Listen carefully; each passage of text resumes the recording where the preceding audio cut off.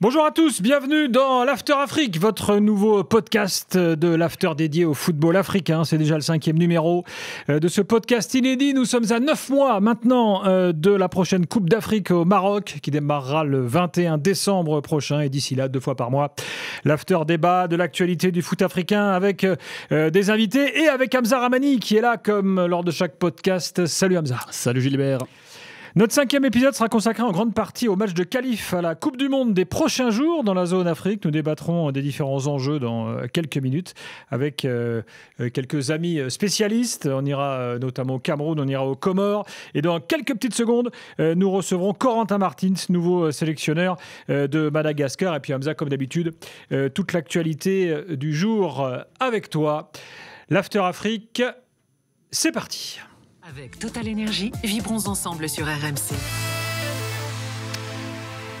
Corentin Martins est avec nous, sélectionneur de Madagascar, anciennement sélectionneur de la Mauritanie, passé également par la Libye. Il a entraîné en club en Algérie ces derniers mois. Corentin, bonsoir. Bonsoir. Et merci d'être avec nous. Alors, tu sais qu'Hamza, en tant que Strasbourgeois, alors Corentin Martins... c'est quelqu'un, bon, c'est une légende. Ma journée est faite. Voilà. Bon, mais là, on ne va pas parler de Strasbourg, même s'il y a plein de choses à aborder. On va parler de Madagascar parce que, Corentin, vous êtes sélectionneur depuis là quelques semaines seulement. Alors, comment s'est fait cette arrivée ? Est-ce que vous pouvez nous raconter ? Écoutez, j'étais en contact avec la fédération depuis décembre, et puis voilà, ça s'est fait petit à petit, et il y a eu une signature, début février, donc voilà, pour préparer les échéances de qualification à la Coupe du Monde. Alors, vous avez eu une expérience de sélectionneur qui a très bien marché en Mauritanie. Vous êtes passé par la Libye quelques matchs. Est-ce que vous avez vu des similitudes entre ce que vous avez découvert en Mauritanie à l'époque et Madagascar aujourd'hui, ou ça vous semble différent ? Non, déjà, c'est un peu tôt pour pouvoir comparer les deux parce que j'ai fait 7 ans en Mauritanie et puis là, j'ai même pas fait une séance d'entraînement avec les joueurs, donc on verra par la suite, mais au niveau du pays, c'est différent quand même, parce que la Mauritanie, c'est un pays désertique, hein, avec beaucoup de sable. Donc voilà, c'est différent de Madagascar. Après, au niveau des peuples, j'ai pas eu encore passé assez de temps avec les Malgaches pour pouvoir comparer, mais je parlais de l'état du football local, hein, plus que de la topographie, à vrai dire. D'accord.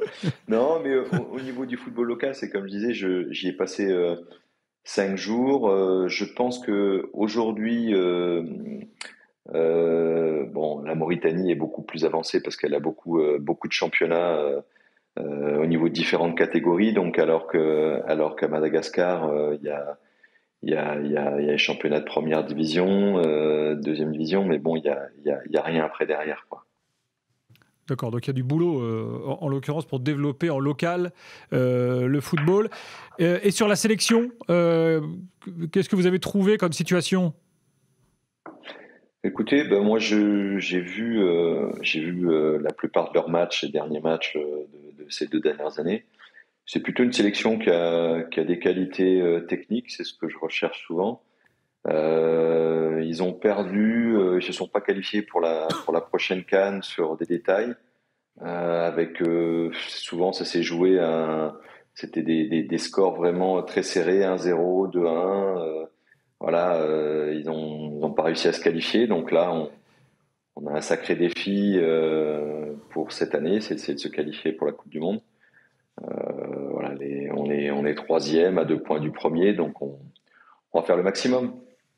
Petite question, coach, vous avez été officiellement nommé il y a environ un mois et demi, donc peu de temps pour préparer une liste, peu de temps aussi pour préparer les matchs de qualif du mois de mars. Quelles sont les priorités que l'on établit, aussi bien vous de votre côté avec le staff technique durant ces 45 jours? Sur quels thèmes on travaille en priorité? D'abord, c'est de s'appuyer sur ce qui avait été fait. Moi, comme je disais tout à l'heure, j'ai regardé les matchs de ces 2 dernières années. J'ai essayé de ressortir les joueurs qui pour moi étaient importants pour le prochain prochaines échéances.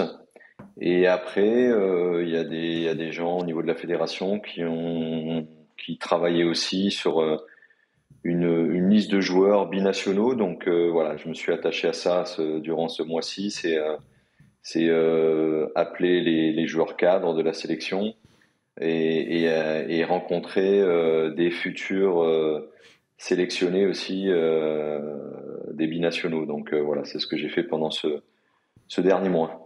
Justement, parmi les nouveaux binationaux, on peut nommer Mathieu Akapandier, donc le Nantais. Il y a aussi Jean Marcelin, l'ancien Bordelais. Donc vous nous dites que c'est la fédération qui mène plutôt ce travail avec les binationaux. Vous, derrière, à quel moment vous intervenez ? C'est vraiment pour parler football, pour parler projet avec ce type de joueurs ? Déjà, on me fait une liste. C'est vrai que c'est un long travail. Hein. C'est un travail de recherche. Les joueurs d'origine malgache. Donc, à partir du moment où moi on m'a adressé une liste, par rapport à cette liste, j'ai essayé bien sûr de voir des images, des matchs de ces joueurs-là, et puis de les contacter par la suite, et puis de les rencontrer. C'est ce que j'ai fait. Et pour en revenir sur l'aspect footballistique, l'aspect terrain, vous évoquiez tout à l'heure le fait d'avoir préparé votre arrivée en regardant les derniers matchs et notamment les matchs de qualif. Alors l'échec, c'est peut-être pas la non-qualification, mais c'est peut-être de ne pas avoir été dans la lutte pour cette qualification, puisque Madagascar a terminé avec 2 points dans un groupe relevé. C'est vrai, il y avait les Comores, la Tunisie et la Gambie, me semble-t-il. Quels sont les défauts, les failles, les problématiques que vous avez décelées et sur lesquelles vous voulez travailler là aussi en priorité avec vos joueurs ? C'est surtout un travail d'efficacité offensive et défensive. Il y a beaucoup de buts qui ont été pris dans les dernières minutes, donc c'est un travail de concentration. Donc c'est là-dessus vraiment que je vais appuyer sur l'aspect offensif, parce que c'est une équipe qui est capable de se créer des occasions. Après, il faut concrétiser les occasions, et pareil sur l'aspect défensif, essayer de faire les gestes justes, apporter de la rigueur, de la concentration. C'est là-dessus, en tout cas, sur la qualité de jeu, ils sont capables de produire du jeu, de se projeter vers l'avant, mais après, il faut trouver une certaine efficacité.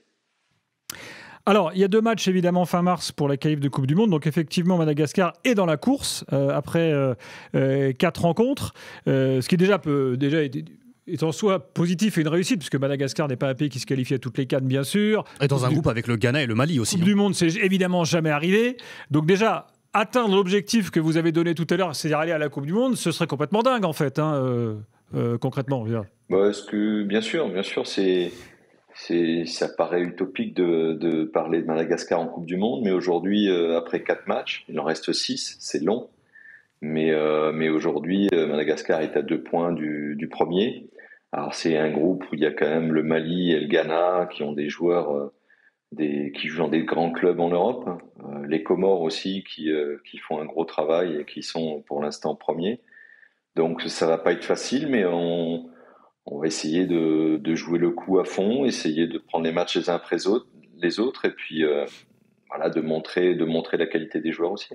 Justement, sur ces qualifs Coupe du Monde, il y a un élément qui, moi, me semble important, encore plus pour des pays qui ambitionnent comme ça de participer pour une première fois à une Coupe du Monde. Ce sont les matchs à domicile. Madagascar a un stade, le stade Barea, qui a été récemment rénové, je crois, pour la dernière fois en 2020. Malheureusement, il n'est déjà plus homologué par la Confédération africaine de football, ce qui vous oblige, vous, à jouer vos matchs à domicile à l'étranger, donc à l'extérieur de votre sol, à huis clos ou presque, dans un stade sans engouement, dans un pays qui forcément n'a pas d'attache avec Madagascar. Vous, comment ça se passe ? Est-ce que vous avez des garanties de votre gouvernement, de votre fédération sur le fait de travailler pour réhomologuer au plus vite par la Confédération africaine de football, c'est la CAF qui homologue ou pas les stades, et retrouver surtout votre stade et pouvoir jouer ces matchs très importants à domicile ?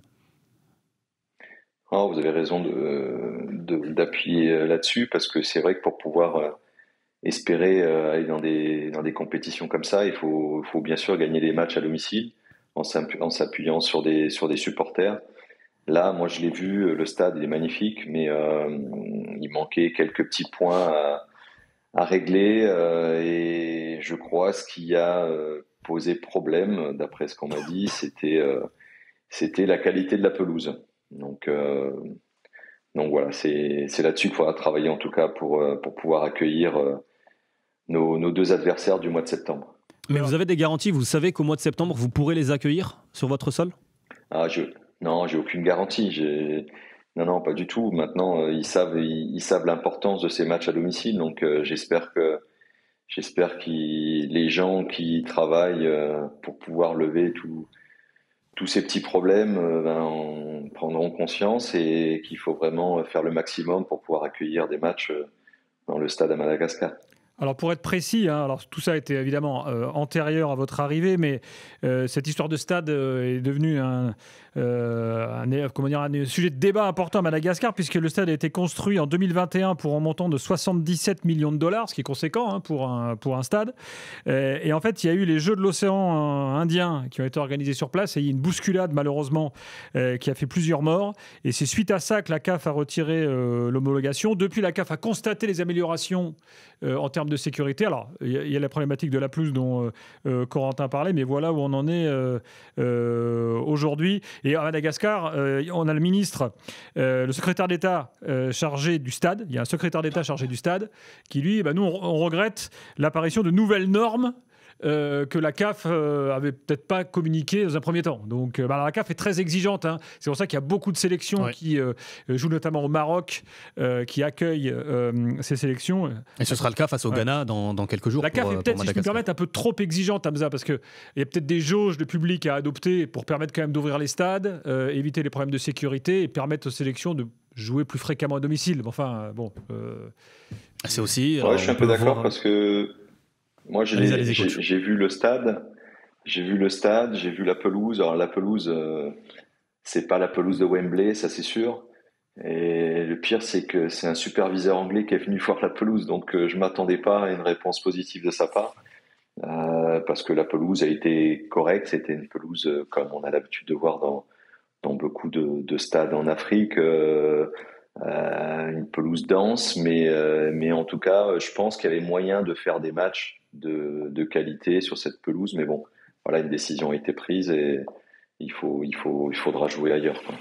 Bon. Ce sera au Maroc pour le match face. On fera un podcast là-dessus parce que la CAF, franchement, interdire à quasiment la moitié du continent de jouer à la maison, au bout d'un moment, c'est pas possible. Faut qu'il fonctionne différemment. Et puis il y a aussi des pays importants. Le Mali, pendant de longues années, n'a pas joué à domicile. Le Burkina Faso, depuis de longues années, ne joue plus à domicile. Donc effectivement, c'est une vraie problématique aujourd'hui sur le continent africain. Et au mois de septembre, Madagascar jouera ses 2 matchs de qualif officiellement à domicile, à Madagascar ou à l'étranger, mais en tout cas officiellement à domicile. Vous avez commencé à bosser les adversaires, là, la Centrafrique à venir et le Ghana, ou pas encore? Si. Avec mon staff, on travaille là-dessus, bien sûr, pour pouvoir bien préparer le match contre Centrafrique dès mercredi. Bon, Centrafrique qui est à l'échelle africaine un petit pays, donc est-ce qu'on doit considérer que Madagascar sera favori contre la Centrafrique? J'aime pas ces termes-là, mais en tout cas, il y a des joueurs de qualité en face, des joueurs un peu d'expérience aussi. Bon, bien sûr qu'il y a Geoffrey Kondogbia, il y a Mafuta aussi. C'est vraiment les 2 joueurs importants de cette équipe. Après, il y a des joueurs un peu qui sont locaux aussi, et puis des gardiens aussi, qui est le 3e gardien à Rennes. Donc, il y a des joueurs. Yambéré qui a aussi une expérience Bordeaux ailleurs. Donc il y a des joueurs quand même d'expérience. Faudra vraiment donner notre maximum pour pouvoir récolter des points face à cette équipe. Vous parlez de votre staff, vous venez avec des collaborateurs réguliers que vous emmenez avec vous, ou vous avez un staff local? J'aime bien m'appuyer sur les deux. Bien sûr que c'est important de connaître les gens avec qui on travaille. Donc là, j'aurai un staff français qui a l'habitude d'être avec moi, que ce soit en Mauritanie et en Algérie aussi. Et après, j'aime bien aussi m'appuyer sur un staff local parce que je veux qu'il y ait une identité locale sur le banc de touche aussi. Alors, vous parliez de l'Algérie. Vous avez fait un passage dans 2 clubs algériens. Et là, vous redevenez sélectionneur. Ça veut dire que Corentin Martins se sent plus épanoui comme sélectionneur que comme entraîneur de club, ou bien sûr, ce sont les circonstances, on va dire, des opportunités qui ont fait votre parcours? C'est un peu les opportunités ou les circonstances, mais c'est vrai que j'avais jamais coaché longuement un club à mes débuts. J'ai commencé par une sélection en Mauritanie 7 ans. Après, j'ai fait une année à la Libye.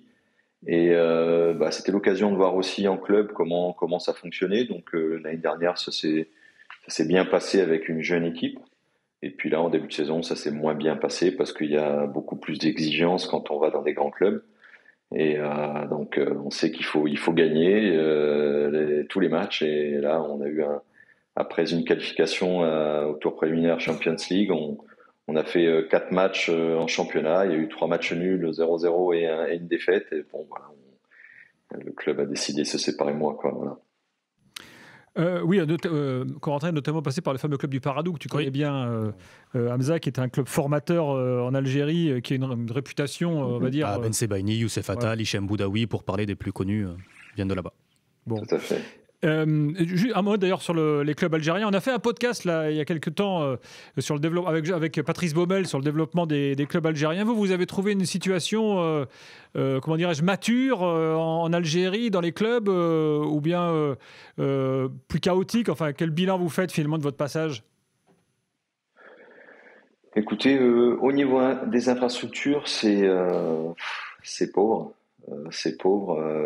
Là, vous avez parlé de Patrice Baumel, qui là, eux, ils ont un centre d'entraînement depuis quelques mois, qui est tout neuf, qui est magnifique, digne des clubs européens. Mais après le reste, il n'y a pas un club qui a un centre d'entraînement, et c'est là où ça pose problème. Il y a une sacrée ferveur, il y a beaucoup d'enthousiasme, il y a les supporters, ils adorent le foot, mais c'est vrai qu'au niveau des clubs, l'investissement n'est pas trop fait dans les infrastructures et c'est dommage. Est-ce que vous allez vivre à Madagascar? Enfin, c'est toujours la question qu'on pose aux sélectionneurs étrangers. Comment est-ce que vous allez vous organiser dans les mois qui viennent? Il y aura les deux. Je passerai une partie de mon temps en France et une partie aussi à Madagascar. Je ferai les deux. Parce que bon, on a la majorité des joueurs jouent en Europe, donc voilà, je continuerai de les suivre aussi, mais je vais m'intéresser aussi au football local.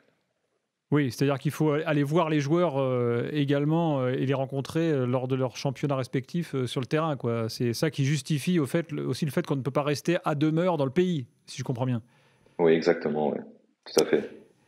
Et vous vous sentez bien finalement dans vos aventures africaines, là, où vous vous dites, bon, j'aimerais quand même avoir une opportunité un jour en Europe? Écoutez, moi, c'est un peu, on a parlé d'opportunités tout à l'heure, c'est en fonction de ça aussi, de ce qui se présente.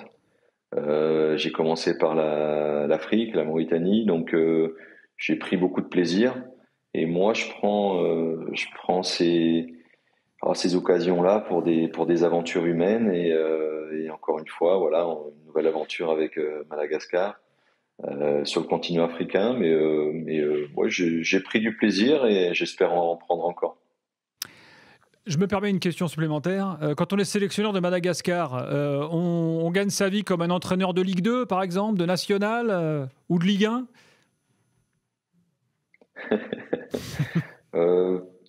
Écoutez, je ne sais pas du tout combien sont rémunérés les coachs en Ligue 2.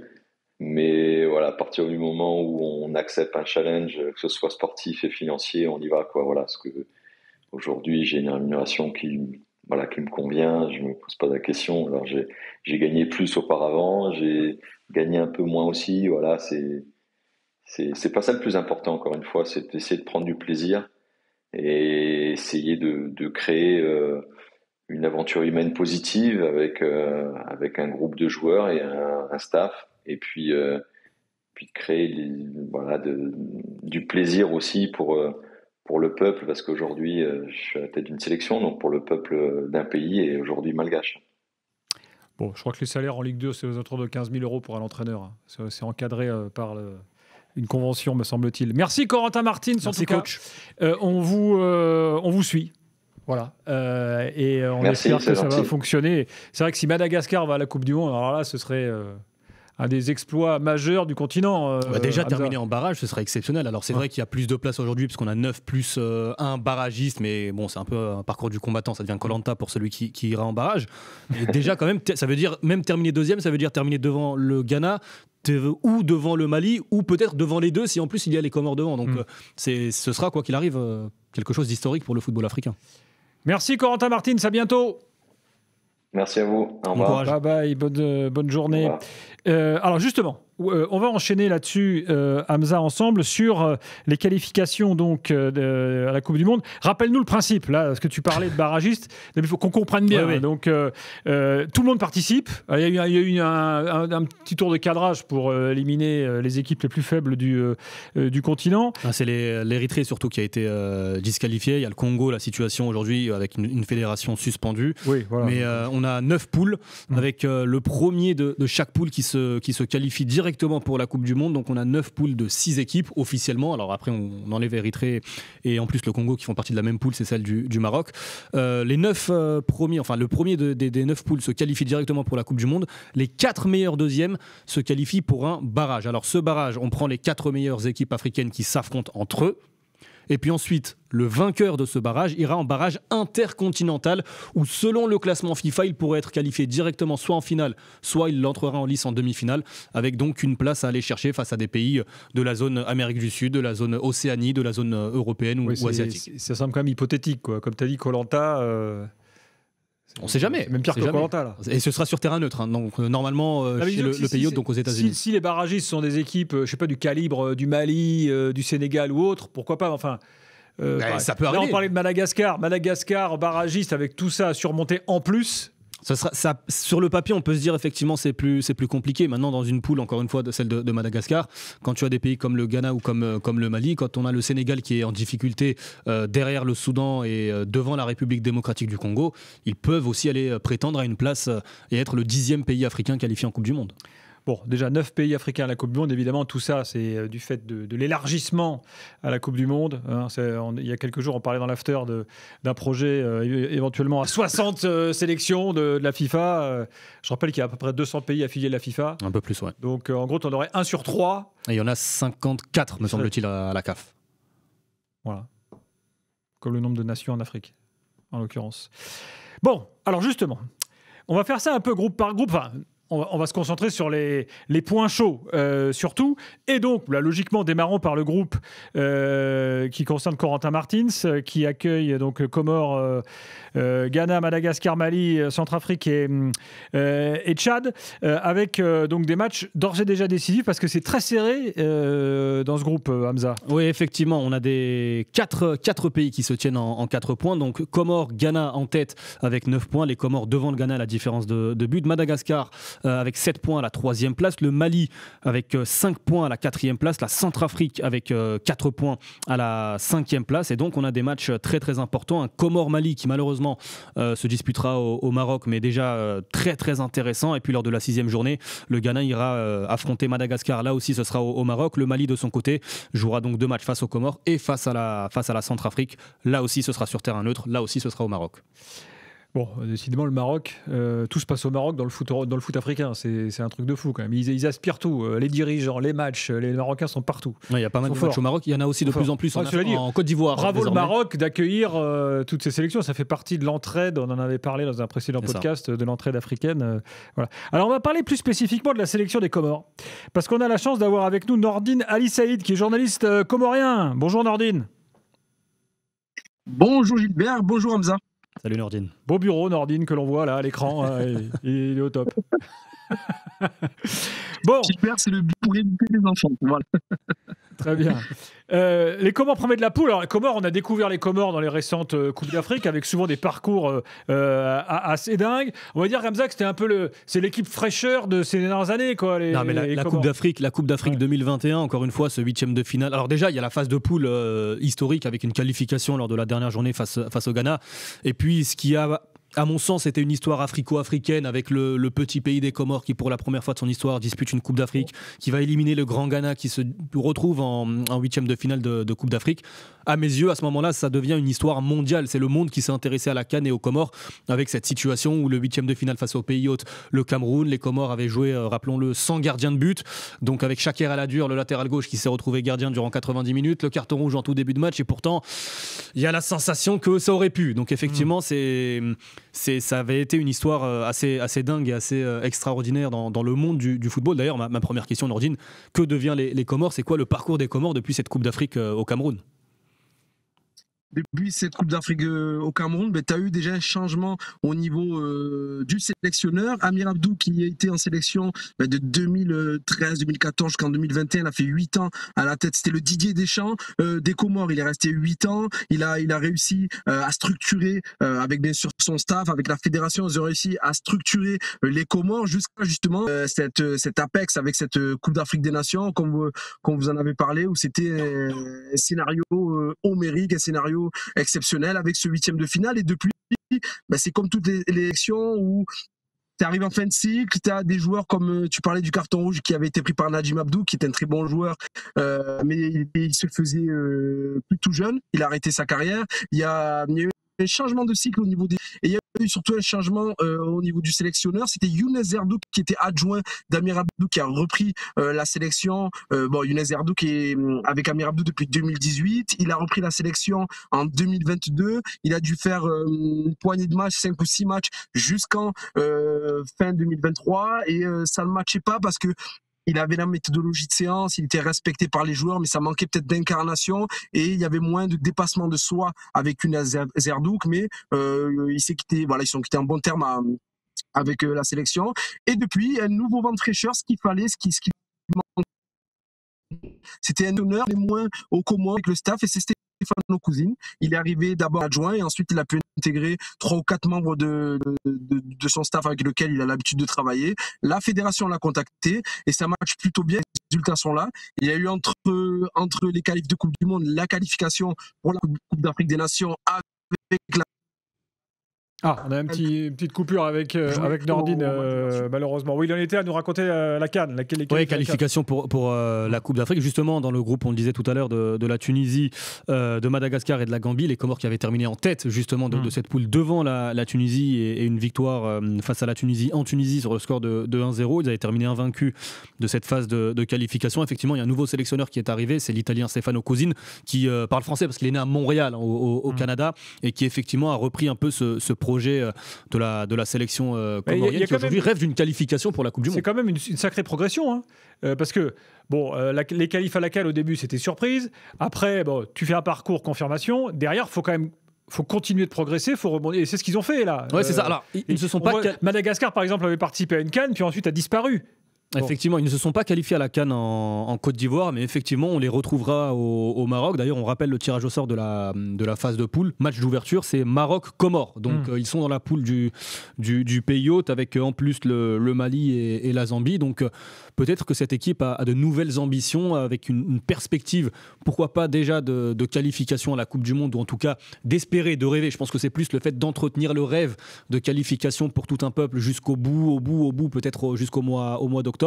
Et puis dans un second temps, il y aura la CAN au Maroc l'hiver prochain. Juste avant de retrouver Nordine, là, dans ce groupe-là, si le Mali ne se qualifie pas, ce serait quand même la catastrophe intégrale. Le Mali, normalement, doit marcher sur tout le monde. Non, mais très sincèrement, c'est une poule assez surprenante. Moi, en toute transparence, je voyais le Mali quand même, qui a une génération assez folle. Alors, à chaque fois, avec ce pays, il y a la sensation, la frustration dans les instants clés, dans les matchs clés, de ne pas répondre au présent. Rappelez-vous encore une fois du quart de finale face à la Côte d'Ivoire, où ils avaient le match en main, ils étaient en supériorité numérique, ils menaient 1-0. Il y a une génération de fous, il y a des talents, notamment au milieu de terrain, assez exceptionnels. Le Ghana, qui était en grande difficulté ces derniers mois, pour ne pas dire ces dernières années, petit à petit est en train de revenir sur un scénario plutôt de progression. Rappelons que le Ghana avait été éliminé en phase de poule de la précédente Coupe d'Afrique des Nations. Et là, c'est vrai que sur ces 4 premières journées, de voir les Comores en tête devant le Ghana qui a le même nombre de points que les Comores, mais qui doit aussi ses 9 points grâce à une victoire au tout début face à Madagascar à la toute dernière seconde. Je crois que c'était lors de la première ou de la deuxième journée. Donc effectivement, c'est une poule sur le papier aujourd'hui qui en devient très intéressante parce que tu as 2 pays en danger et tu as 2 possibles surprises. Nordine est de retour avec nous, je crois. Nordine Ali Saïd, journaliste comorien. Tu nous entends bien ? Je vous entends bien, Donc On a entendu globalement ce que tu voulais nous dire. J'ai une question sur les joueurs. Est-ce qu'il y a un renouvellement qui s'est fait depuis la CAN au Cameroun? Est-ce que la prochaine Coupe d'Afrique, on va découvrir des jeunes Comoriens? Et est-ce qu'on continue d'aller les chercher souvent dans des championnats type National 2, National 3 en France? On sait qu'à Marseille, évidemment, la communauté comorienne est très très importante. On dit même que c'est la première ville des Comores au monde, je crois, si j'ai bonne mémoire, des sujets récents sur les Comores. 1 000 et 200 000 officieusement de Comoriens à Marseille. Voilà. Donc au niveau des joueurs, on en est où?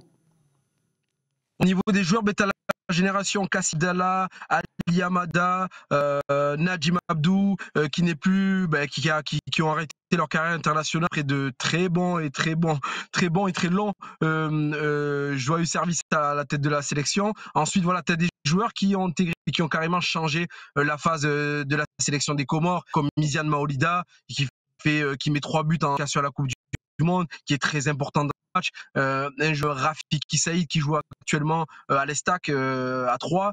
T'as un joueur comme Zaidou Youssouf qui est aujourd'hui au Qatar, mais qui a joué au Portugal pendant 3 saisons. Et ce sont 3 joueurs. Zaidou Youssouf est arrivé lors du dernier rassemblement, mais Miziane Maolida, Rafiki Saïd, depuis quelques mois, depuis de longs mois, même plus d'1 an, ce sont des joueurs qui ont porté. Malheureusement, bon, on a des soucis de liaison avec les Comores. Autre joueur, Warmed Omari, le défenseur central lyonnais. On va remercier Nordine Ali Saïd, en tout cas de nous avoir apporté ces précisions. Là. Oui, tu disais un joueur qu'il n'a pas cité? Oui, Warmed Omari, le défenseur central de l'Olympique lyonnais. Donc effectivement, il y a une nouvelle génération. Il y a l'ancien aussi Lensois, Ismaël Boura, qui a renforcé cette sélection il y a quelques mois maintenant. Après, pour les Comores, encore une fois, le rêve d'aller chercher une qualification pour la Coupe du Monde, comme pour Madagascar, ça passera aussi par le fait de jouer des matchs à domicile. Et justement, ils avaient pu débuter leur campagne de qualification au stade de Moroni. Malheureusement pour les Comores, le stade aujourd'hui n'est plus homologué. Donc à voir s'ils parviendront de nouveau à jouer des matchs à domicile. Mais Moroni, il y a quelques gros qui s'y sont cassés les dents. Le Ghana sur cette phase de qualification, mais il y a plusieurs années, le Maroc a galéré là-bas. Je crois que la Côte d'Ivoire aussi avait eu des difficultés à Moroni. Donc c'est vraiment un contexte qui peut se créer autour de cette sélection pour l'emmener en Coupe du Monde. Moi, je veux le responsable à la CAF de ces histoires d'homologation de terrain. Parce que, qu'est-ce qu'ils veulent, la CAF? Ils veulent, comme disait Corentin Martins, personne n'aura la pelouse de Wembley, dans des climats tropicaux, équatoriaux. S'il y a des problèmes de sécurité, il y a toujours des solutions. Tu fais une jauge. Peut-être qu'il faut que la moitié du stade seulement soit autorisée, enfin qu'on remplisse sur un salle de 10 000, qu'on autorise 5 000, 2 000, j'en sais rien, mais au moins symboliquement, tu dois tout faire pour qu'une sélection joue chez elle.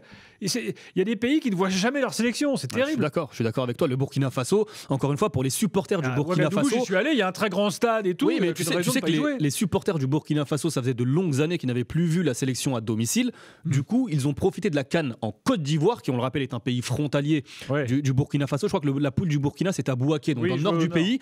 Du coup, les supporters burkinabés allaient à Bouaké pour voir leur sélection, tellement c'est quelque chose d'inhabituel aujourd'hui pour les supporters des États. C'est anachronique, et ça existe qu'en Afrique, ce problème-là. Après, il y a eu un moment des les Brésiliens, ils aiment bien les matchs amicaux pour gagner de la thune en Europe. Non, mais il y a eu aussi quand même des problèmes d'infrastructure. Aujourd'hui, effectivement, la CAF a serré la vis et a forcé des sélections. Maintenant, il y a aussi une responsabilité de la part des gouvernements d'entretenir des stades. Chacun doit faire un pas vers l'autre. Exactement.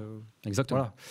Bon, voilà pour... Ah oui, j'ai un mot du Ghana quand même. Parce que le Ghana, en perte de vitesse complet depuis quelques années maintenant. On commence à penser à un retour d'André Ayew en sélection. La liste, au moment où on enregistre, n'est pas encore tombée. Ah bon, André Ayew, mais il est encore capable de faire un match en entier? On le voit avec le Havre. Oui, on le voit avec le Havre. Et puis ça reste quand même un joueur d'expérience. Je me demande si c'est pas le joueur le plus capé de l'histoire. Non, mais ça reste un joueur en plus qui a une symbolique forte, qui a disputé, qui on rappelle, avec Rigobert Song aujourd'hui, c'est le joueur le plus capé de l'histoire des Coupes d'Afrique des Nations. Sélectionneur de la Centrafrique d'ailleurs, on l'a pas dit tout à l'heure avec Corentin Martins. Donc, alors pas sûr qu'il soit sur le banc pour le mois de mars, avec justement cette conflit ministère fédé. Exactement. On ne veut pas prendre le risque d'une suspension. Enfin, un nouveau grand classique. Voilà. Effectivement, mais André Ayew peut-être qu'il sera de retour, mais c'est vrai qu'il y a de nouveaux joueurs qui sont arrivés. Je pense à Iñaki Williams qui galère lui aussi à s'imprégner peut-être du contexte africain. Alors, on va parler maintenant du groupe du Cameroun. Et on va aussi, là aussi, avoir un invité dans quelques secondes avec nous pour en parler, un invité qu'on a déjà reçu dans l'after. Parce que là aussi, c'est serré. Cameroun, Libye, Cap-Vert, voire Angola reste encore dans la course. Tout ce monde-là se tient en 2 points, Hamza. C'est ça, Cameroun en tête avec 8 points, Libye deuxième 7 points, Cap-Vert troisième 7 points, Angola 4e. 6 points, ce sont les 4 pays qui peuvent prétendre aujourd'hui à la qualification. Poule compliquée parce qu'on rappelle quand même que Cap-Vert-Angola, quart de finaliste de la dernière Coupe d'Afrique des Nations. Ouais. Bon, le Cameroun joue contre l'Eswatini, qui est dernier, 0 points. Bon, normalement, c'est 3 points. Hein, voilà. Et ensuite, le Cameroun reçoit la Libye. Ce sera à Yaoundé à la fin du mois. Bon, normalement, c'est 6 points pour le Cameroun, ça, en toute logique, Hamza. Ils peuvent quasiment plier le game, peut-être, là. Dans les 2 matchs qui viennent. Ouais, d'autant plus qu'il y a une confrontation directe entre l'Angola et le Cap-Vert. Maintenant, j'aurais quand même tendance à me méfier de la Libye, même si c'est une sélection qui performe peut-être davantage à domicile. Notamment, maintenant, ils vont avoir en plus leur stade historique Eux, ils peuvent jouer qui est de nouveau homologué, le stade de Benghazi. Mais la Libye, c'est une sélection, c'est vrai qu'on n'a jamais vu en Coupe du Monde, que l'on voit même aujourd'hui assez rarement en Coupe d'Afrique des Nations. Et pourtant, c'est une équipe qui est capable de prendre des points par-ci par-là à des prétendants à une qualification. Donc attention quand même à ce Cameroun-Libye, même si c'est au Cameroun, à Yaoundé. On a Jean avec nous qui est un auditeur historique de l'After, qu'on retrouve régulièrement pour parler de la sélection camerounaise des Lions indomptables. Jean, bonjour. Salut, bonjour tout le monde. Salut Jean. Bon, toujours aussi Bonjour, passionné Hamza. par ta sélection ou les différentes problématiques du moment te refroidissent un peu? En tant que Camerounais, voilà. Je ne peux pas faire autrement. Bon. Alors tiens, je ne sais pas si tu es au courant, Jean, mais l'After sera à Douala. Oui, on m'a dit ça hier, justement. Le 27 mars prochain, 3 heures d'after en direct de l'Institut français de Douala. L'after démarre un tour du monde par le Cameroun et on aura plein d'invités. On est en train de préparer ça. Des journalistes locaux, des anciens joueurs. On va faire des débats autour de nos indomptables. Ça va être marrant. Et oui, je pense que ça va être instructif et qu'on va passer un bon moment. Déjà, on va essayer de savoir qui est-ce qui va vous recevoir. Est-ce que ça va être le ministère ou est-ce que ça va être la fédération? Alors, je t'avoue que pour l'instant, on est un peu dans le flou. Donc, on va. La question est plutôt, c'est pas tant qui va nous recevoir. Nous, on est reçus par l'Institut français là-bas. C'est plutôt quel camp va accepter de venir nous parler. En fait, c'est un peu. C'est une spécificité camerounaise. Qui n'est pas plus fracturé que ces institutions-là camerounaises. Mais bon, voilà. Parlons juste football. Bon, voilà, on parlera de tout ça au Cameroun, on peut parler aussi du reste là dans notre podcast. Je précise juste pour ceux qui nous écoutent que si vous êtes au Cameroun et que vous voulez venir assister à l'émission, c'est tout à fait ouvert, gratuit, à l'Institut français le 27, dans une émission de 21h à minuit. Il faut juste envoyer un petit mail à l'adresse public@rmc.fr pour vous dire, voilà, je m'appelle Jean, par exemple, et je serai présent, je viens. Voilà, c'est très simple, donc n'hésitez pas si vous voulez venir. Bon, sur les qualifs à la Coupe du Monde, là, Jean, parce que mine de rien, pour l'instant, avec Brice, même si il ne s'entend pas super bien avec Samuel Eto'o, on l'a bien compris, c'est la guerre froide. Pour l'instant, sur le terrain, ça va pas trop mal. Oui, sur le terrain, ça va pas trop mal. Quand on a nos joueurs en fait qui sont là, il n'y a pas de souci, a priori. Après, on reste le Cameroun, donc toujours imprévisible. Dans le sens où on peut jouer contre la Libye et faire match nul. Et on est imprévisible, quoi. Donc c'est un peu dur de nous jauger. Qu'est-ce que t'en dis, toi, Hamza? Bon, mine de rien, là, Jean, historiquement, il est toujours un peu dur avec sa sélection. Hein. On est toujours plus dur avec ceux qu'on aime. Mais bon, là, le Cameroun est quand même en tête. Non, mais ce qui est très important, ce qui est très très important par rapport au calendrier et aux résultats, moi j'attache beaucoup d'importance, même si aucun match, et encore plus sur le continent africain, n'est gagné d'avance. On peut vraiment pas prédire des résultats, qu'ils soient positifs ou négatifs. C'est que le Cameroun, quand même, a joué en Libye, a fait match nul en Libye et a joué en Angola. Et a fait match nul en Angola. Donc les 2 déplacements les plus compliqués. Exactement. Après, il y a le Cap-Vert, s'ils pourront accueillir le stade là-bas avec le vent, etc. Mais Cap-Vert, c'est une pelouse synthétique. À Praia. Mais le fait de faire un nul, effectivement, en Angola et en Libye, c'est quand même quelque chose de positif. On peut dire aujourd'hui que le Cameroun a son destin entre ses mains, puisqu'il va quand même recevoir les gros à domicile. Oui, quand même. Mais on est espérant d'avoir justement tous nos joueurs, les Mbeumo, Brian, là, qui fait une bonne saison cette année. D'ailleurs, nouveau joueur qui arrive. Par exemple, qui n'était pas là à la CAN, qui était blessé. Et donc voilà, quoi. Avec ces joueurs-là, certains joueurs, quand même, je pense qu'on peut faire quelque chose de pas mal. D'ailleurs, il y a un nouveau joueur qui arrive en sélection, ça a été officialisé par la FIFA. Alors d'ailleurs, Namasso. petit point, il y a Dani Namasso, on en parlait il y a quelques semaines. Il y a aussi Nathan Goumou, l'ancien joueur de Toulouse et du Borussia Mönchengladbach, qui a vu sa demande de changement de nationalité sportive validée. Petit point d'ailleurs, et je conseille à tous les supporters des pays africains ou du monde entier d'ailleurs, d'aller directement désormais sur la nouvelle plateforme de la FIFA qui indique les changements de nationalité sportive validés. Voilà, plutôt que de croire aux rumeurs loufoques que l'on voit sur les réseaux sociaux et machin chouette, selon mes sources, il y a Pelé ou Zidane ou que sais-je qui viendra en sélection, etc. Voilà, aujourd'hui on a un nouveau. Est-ce qu'il y a moyen de redonner le nom? Vous tapez plateforme, j'ai plus le nom, faudrait que je le retrouve. Sur FIFA.com. C'est une plateforme de la FIFA, il y a un site particulier, c'est la plateforme qui valide justement les changements de nationalité. Je vais rechercher ça. Jean, merci en tout cas. Et puis écoute, si tu as des amis à Douala qui veulent venir, tu peux leur passer le message. Hein, tout le monde est le bienvenu. Et si ce jour-là, vous appelez des auditeurs, moi j'aimerais bien intervenir. Ça serait pas mal. Ah bah t'inquiète, Jean, compte sur nous. On te passera un petit coup de fil. Avec ça marche. Plaisir. À bientôt. Allez, bonne continuation, messieurs. Au revoir. Bonne continuation. Tiens, à propos du Cameroun, on a un journaliste camerounais avec nous qui est déjà venu dans l'after et qu'on connaît bien. Eddy Giscard Nono est là. Est-ce que...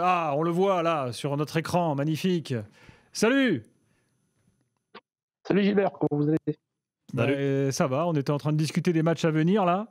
Tiens, je précise que Eddy Giscard Nono sera présent à Douala avec nous le 27.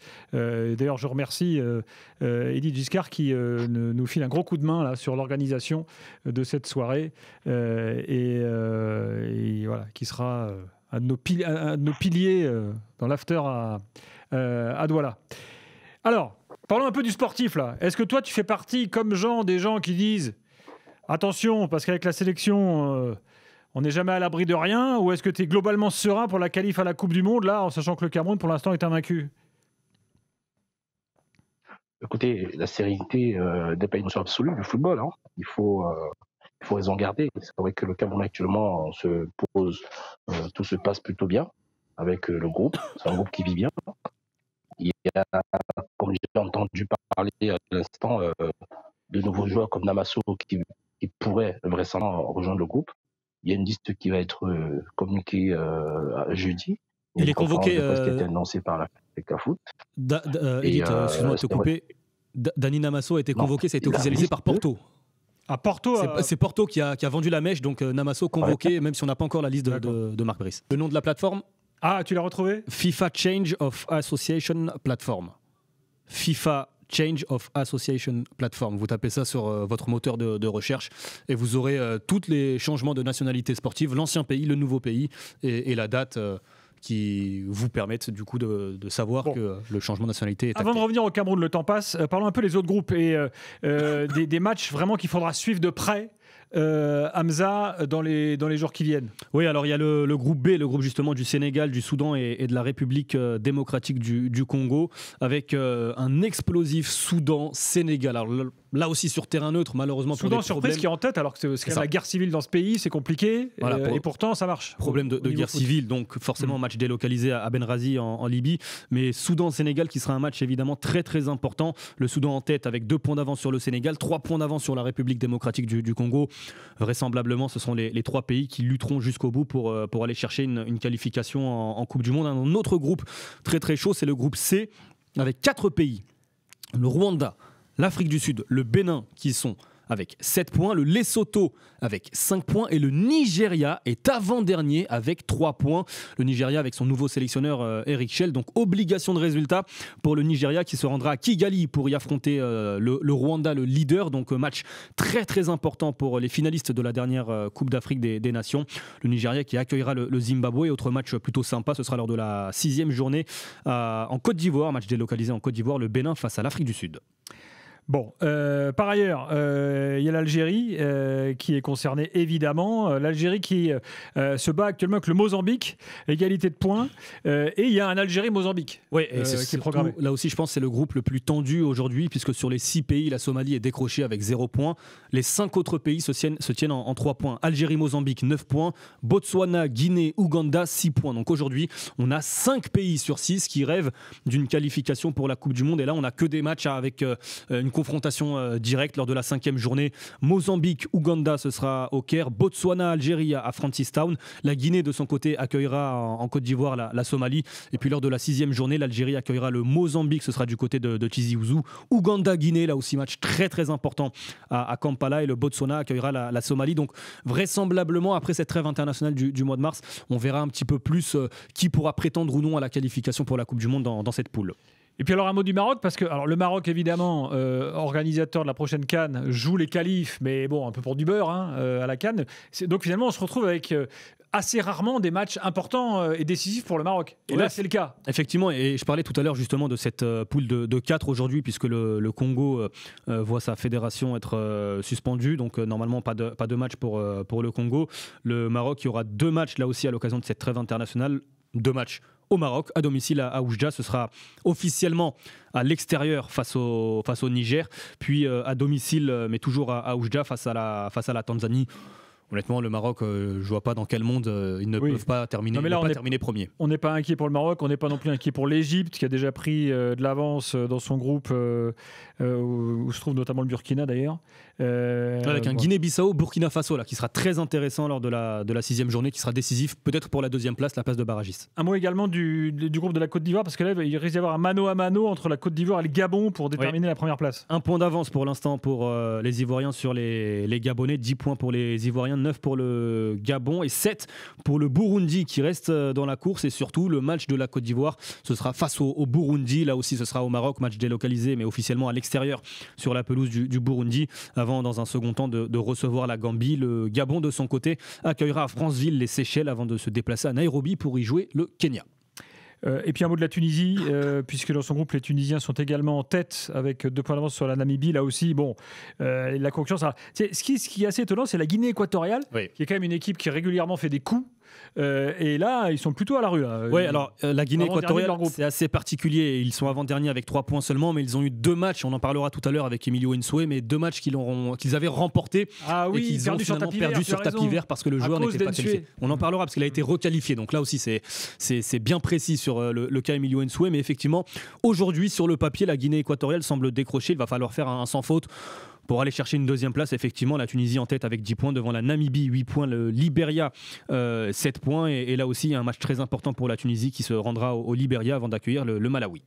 Bon, ils sont passionnants ces matchs, mais malheureusement, Hamza, ils sont pas toujours faciles à suivre. Moi, j'aimerais que tu nous donnes tes petits trucs à toi. Alors c'est facile. Comment tu fais pour regarder tous les matchs, même parfois moi je me fais souvent chambrer par Daniel qui me dit ouais, t'es le seul gars qui va aller regarder un RDC Sud-Soudan. Bah ouais, alors, moi j'aime facile. Bien. Aujourd'hui, comment tu fais, toi ? Le groupe L'équipe a les droits donc pour diffuser ces matchs, et en France, et justement à l'occasion de cette trêve internationale, le groupe L'équipe a mis le paquet pour essayer de diffuser un maximum de matchs possibles. On va avoir les 2 matchs du Nigeria, la République démocratique du Congo. Il faut prendre l'abonnement à L'équipe. Hein. C'est ça, il faut avoir l'abonnement. C'est pas sur la chaîne L'Équipe. C'est ça, c'est sur L'Équipe Live Foot. Il faut avoir l'abonnement de L'Équipe Live Foot. Je crois qu'il y a une promotion en ce moment à 3 € par mois.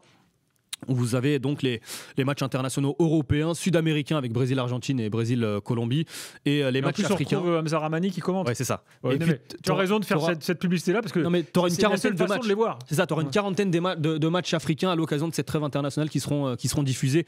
Et justement, ils ont fait l'effort du côté de l'équipe de ne pas diffuser que les gros pays. On a toujours le Maroc, le Sénégal, l'Algérie, la Côte d'Ivoire, etc. Mais là, sur cette trêve internationale, on va avoir des pays qui ne sont pas forcément diffusés habituellement en France. Genre le Burkina Djibouti par exemple, alors, potentiellement. J'ai pas toute la liste. Non, celui-là n'est pas diffusé, mais en tout cas l'Égypte, le Nigeria seront diffusés. Les 2 matchs du Nigeria, je le disais, notamment celui au Rwanda. Donc effectivement, on aura des matchs très très importants qui seront à suivre. Et en plus, les plages horaires sont intéressantes parce que tu as des matchs l'après-midi. Fin d'après-midi, début de soirée. Si on aime le foot africain, on peut se faire plaisir, quoi. Parce que les matchs en Afrique du Nord, en Algérie, et il y en a beaucoup au Maroc, avec le Ramadan, se disputent, je crois, à 22h heure locale. Ah, bon, très bien. Allez, on passe à l'actu du jour tout de suite. Alors, on débute avec l'Assemblée Générale Extraordinaire de la CAF, qui a eu lieu là, la semaine où nous enregistrons ce 5e épisode du podcast, avec réélection, sans surprise, du patron du foot africain, le Sud-Africain Motsepe. Effectivement, 4 ans supplémentaires pour Patrice Motsepe, président sortant. Le Sud-Africain a été réélu par acclamation, puisqu'il était le seul candidat à sa propre succession. Le tout sous le regard de Gianni Infantino, qui avait fait le déplacement au Caire. Qui est venu valider. En quelque sorte. Ouais. Deuxième mandat qui durera jusqu'en 2029 pour le président de la CAF. Autre information importante, Samuel Eto'o qui intègre le comité exécutif de la CAF, le COMEX, qui voit également le retour de l'Algérie pour la première fois depuis 2017 avec l'élection du président de la FAF, Walid Sadi. Enfin, l'identité des 6 personnalités élues au conseil de la FIFA, un poste stratégique avec en plus... Petit bonus, une belle rémunération à la clé, $250 000 par an. Le Marocain Fawzi Lerja, l'Égyptien Hani Rabo Rida, le Nigérien Hamidou Djibrila Hima, la Comorienne Kanizat Ibrahim, le Mauritanien Ahmed Yahya et enfin le Djiboutien Hassan Waberi qui sont les grands gagnants parmi les candidats battus. L'Ivoirien Yassine Idriss Diallo ou encore le Sénégalais Augustin Senghor. Tu fais bien de préciser la rémunération parce que voilà, c'est pas des dirigeants bénévoles comme dans le petit club amateur du coin. Là, il y a de la grosse oseille à prendre. Et donc, c'est pour ça aussi qu'il y a des combats politiques depuis de nombreux mois pour ces postes-là. Voilà, on a eu donc l'épilogue ce mercredi. On aura l'occasion d'y revenir peut-être parce que ça a fait l'objet de tractations au plus haut niveau de certains États pour valider les candidatures des uns et des autres. Alors, on continue de parler des éliminatoires du mondial, d'autant qu'il y a des listes qui ont été publiées pendant la trêve, des listes de convoqués. Oui, et on débute avec la Côte d'Ivoire. Des choix forts effectués par Emers Faé. La première convocation de Clément Akpa, le joueur de l'AG Auxerre. Retour de Sébastien Haller, de Jean-Philippe Gébamin, suite notamment à l'absence de Seko Fofana et de Jean-Michel Seri, surtout qui est blessé. En RDC, absence de Nathanaël Mboukou et Gaël Kakuta. Première convocation pour Jérémy Ngakia, latéral droit de Watford et binational anglais. Grand retour aussi en Guinée de Mouktar Diakabi, gravement blessé, on s'en souvient, en mars dernier face au Real Madrid. Retour aussi du capitaine, ou présence plutôt. Et c'est une surprise du capitaine Isiaga Silla qui est blessé depuis fin janvier. Il a quand même été convoqué. Par contre, Michel Dussuyer n'a pas convoqué le Nantais Saïd Dousso, absence aussi de Moriba et de Mohamed Bayo. Au Sénégal, on n'a pas encore la liste de Papiao, mais El Hadji Malik Diouf, le nouveau latéral du Slavia Prague, s'est malheureusement blessé. Absence aussi d'Habib Diarra, Nicolas Jackson et Iliman Ndiaye. Et on conclut donc avec le cas de Emilio Nsue de Guinée équatoriale, joueur emblématique, avant-centre emblématique, qui donc finalement n'était pas guinéen, mais le redevient, c'est ça ? Oui, effectivement, le meilleur buteur de la dernière CAN qui fait son retour, suspendu 6 mois suite à des infractions liées à ce changement de nationalité sportive. L'international espagnol en jeune jouait depuis 12 ans avec le Nzalang national sans être en règle administrativement. Finalement, l'équato-guinéen fait son retour après validation de la FIFA. Emilio Nsue qui a été rappelé, mais cette fois tout est en règle. Merci Hamza.